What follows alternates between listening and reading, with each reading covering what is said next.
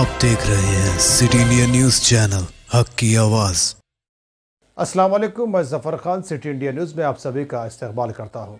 शहर हैदराबाद के इलाके बंजारा हिल्स पुलिस को कल देर रात गए इत्तला मौसूल होते ही प्रणति गेस्ट हाउस में छापा मारा, जहां जिस्म फरोशी का कारोबार चल रहा था। इस छापे में पुलिस ने 2 लड़कियों और 1 लड़के को हिरासत में ले लिया है। पुलिस इसकी तहकीकात कर रही है। आइए इस रिपोर्ट पर डालते हैं एक नजर।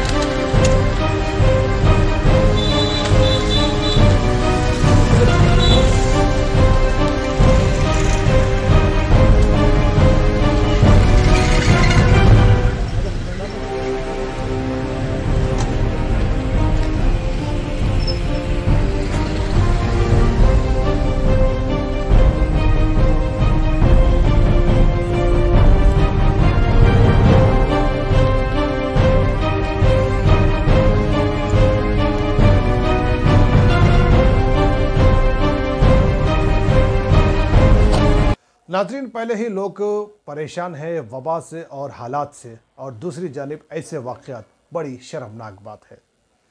पुलिस इसकी तहकीकात में मसरूफ़ है। ज़्यादा अपडेट्स के लिए बने रहिए सिटी इंडिया न्यूज़ पर। अब मुझे दीजिए इजाज़त और देखते रहिए सिटी इंडिया न्यूज़, हक की आवाज़।